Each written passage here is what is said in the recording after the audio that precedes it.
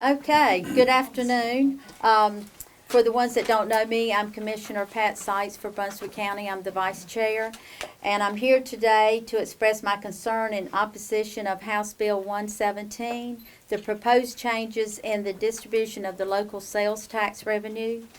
The reason that I'm opposed is because Brunswick County, our cities and towns in the county, will lose sale tax revenue that is currently going back to the communities.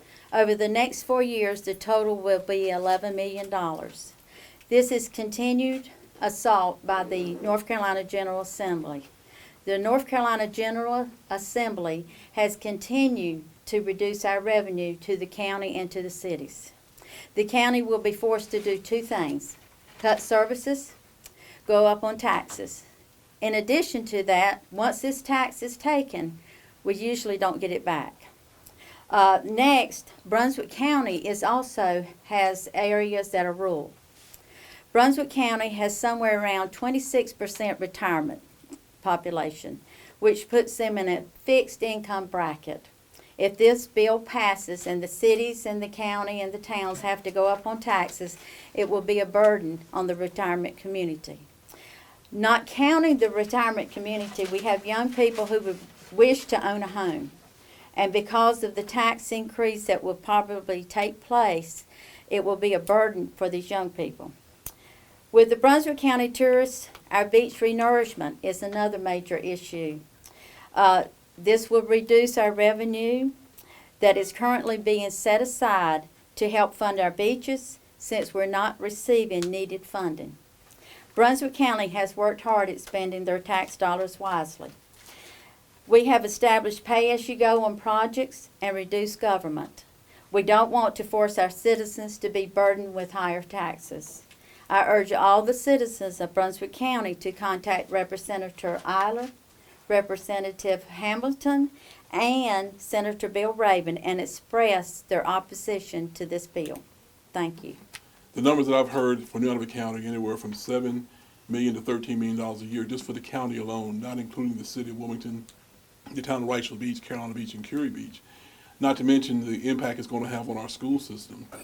New York County used to be one of those urban counties, or one of those rural counties, but over time, with the right leadership in place, we're able to grow the economy there to entice companies like General Electric and Corning and PPD and AI Pharma and many others to come to our community. We've also invested in the infrastructure there, the roads with the city of Wilmington, the right water and sewer in the right places, the electricity in the right places to bring companies to our community, but also investing in our public school system as well to indeed encourage others to come to our community. We have a strong tourism base, and in 2010 our citizens passed a quarter-cent sales tax upon themselves to ensure that the quality of life initiatives in our county, our parks and our gardens, our museums, would indeed be protected. And that sales tax is bringing roughly $7 million a year into our county. So now for the General Assembly to say we're going to take those dollars that you're bringing in when you pass this quarter-cent sales tax and we're going to send it to a rural county, it's just not fair and it's not right. 7 cents or $7 million is roughly just over 2 pennies on our tax rate. As you all know, we just had a property tax increase in New York County this past year of roughly 2 cents. And so to add to that burden on our citizens would be just unbearable. And again, for our school system, they get a lot of money from the sales tax revenue that's coming in, and to cut them at this terrible time would also be detrimental to the education of our young boys and girls in our community. And it's great to stand united with the city of Wilmington, Leland, Brunswick County Commissioners, and all the communities within our county as well to say that this is not good for our county and for many of the urban counties throughout our state. A couple months ago, myself, along with others, went up to Raleigh to speak to the General Assembly. We talked to our delegation, first of all, but also members of the House as well as the Senate, encouraging them to not go down this road. Our biggest concern is that once these dollars are taken away, they may never come back again. And as you all know, counties are an extension of state government.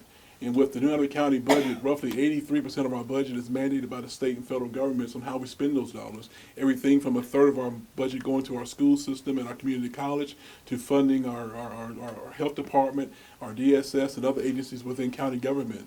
And so to take more dollars away from us, it really gives us just another shift. And I think Senator Tilden says it best. He calls it a shift and shaft.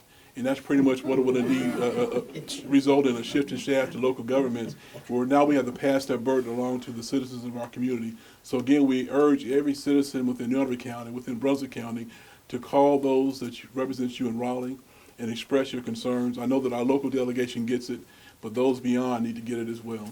Thank you. Well, I think the main issue here has already been said by Commissioners Jonathan Barfield and Pat Sykes. Brunswick County has come a long way in the last few years. It wasn't too long ago we were one of these counties that we had nothing. We had no groceries. We had no restaurants. We didn't have anything. So I'm asking on behalf of not just Leland, which we will lose about 1.8 million between now and 2018, but for our smaller communities here, that this will devastate them. And so I'm asking not just to call our local representatives in Raleigh, but have your friends and family throughout the state call their representatives and ask for help. And I thank everyone for coming out today, and keep coming back to Leland. Well, I'm here today to reiterate Wilmington's strong opposition to North Carolina Senate's proposed sales tax redistribution plan, as you've heard. Also have with me here Council Member Laura Padgett, who's also deeply concerned about these effects upon our city's budgets. I'm pleased that we have friends here with us today from public as well as the private sector in a unified front against this particular plan. While the Senate has now revised their redistribution plan to one that is a 50% point of sale and 50% per capita, Wilmington and the surrounding communities' losses remain beyond comprehension and would likely cause deep service cuts and or tax increases. The new bill, according to the city finance staff, and I have Deborah Mack, who is with us here today from our finance staff, actually does very little to lessen the burden on our city and as well as our neighbors. The initial 80-20 plan would have resulted in a loss of $29.6 million between 2017 and 2020. The revised 50-50 plan would result in a loss of $22.4 million during that same period. So very little changes for the city of Wilmington, and it's a very significant impact upon us. The loss would mean cuts to city services and likely increases to taxes at the local level. On the subject of taxes, the aim of this plan is supposed to assist more rural communities to invest in capital projects and education-related improvements. However, just this week, one of the counties that will see a 79% increase in their sales tax revenue under this plan, and that 79% increase was quoted by an out-of-state newspaper as saying that they were likely going to use this newfound revenue as an opportunity to lower their county tax rates, which is atrocious. Again, please understand that my city and our taxpayers will lose over $22 million in the next few years and in hard-earned sales tax revenue and face the potential for property tax increase so that in turn another county can reduce their property taxes. I don't believe that any of us fault Senate leadership's efforts to help rural North Carolina, but doing so by taking over 50% of the state's population is the wrong way to do it. The 23 counties and countless cities and towns that stand to lose substantial revenue already give substantial amounts to benefit the state as a whole. Of the current 2 cents of local option sales tax that goes towards local government revenue, 25% of that revenue already goes back to the state to be evenly distributed on a per capita basis. This is a key point that is often overlooked in the discussion that we are literally the only state in the nation that distributes a local option sales tax on a per capita basis.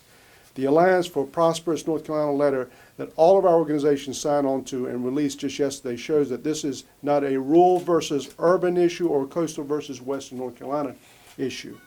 If we are to move forward as a state, then we need to come up with solutions that reinforce that we are indeed one North Carolina rather than plans that will only serve to divide us and weaken our greatest job generators. Finally, I want to thank the leadership in the North Carolina House for their continued opposition to this plan, and I want to applaud Governor McCrory for his continued commitment to veto any redistribution plan, no matter in what form of a legislative vehicle it comes in.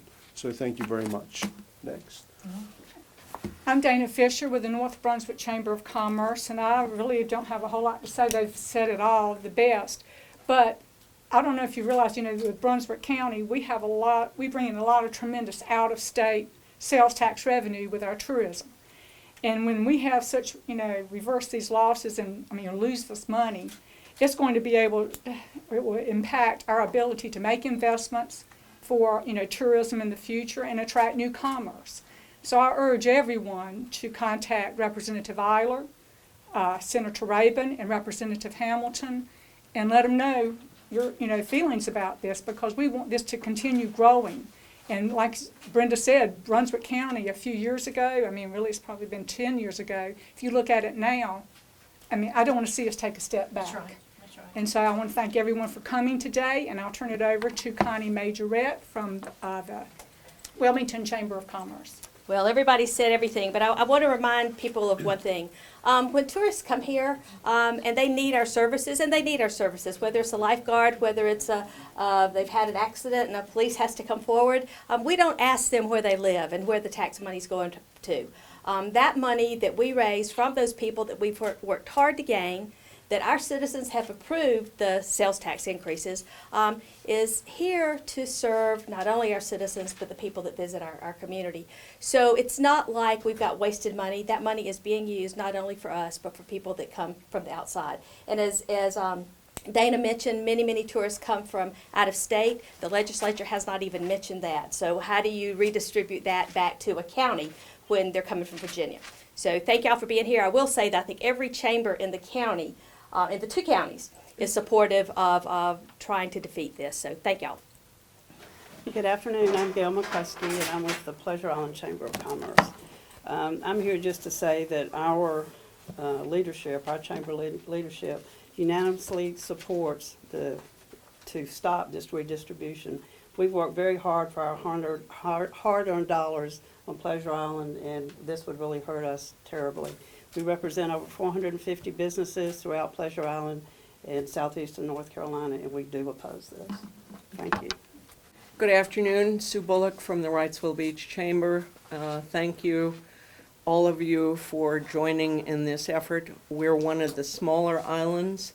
We're also one of the islands that has 75% of our tourists from elsewhere.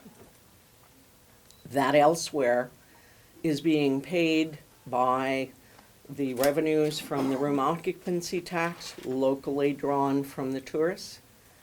This kind of legislative effort to move to a income tax-free state is really one that is not well thought through. The movement in terms of income tax-free state may be admirable, but to put that burden on the backs of 23 counties and to redistribute wealth based on our current legislative goal of improving business opportunity and statewide activity seems to lack thorough research. And we certainly hope that they will reconsider, and we look to Governor McCrory to honor his pledge to veto any legislation that doesn't take all of the state into consideration. Thank you for joining us, and thank you all for signing the Alliance letter. And hopefully we'll be listened to. Thank you.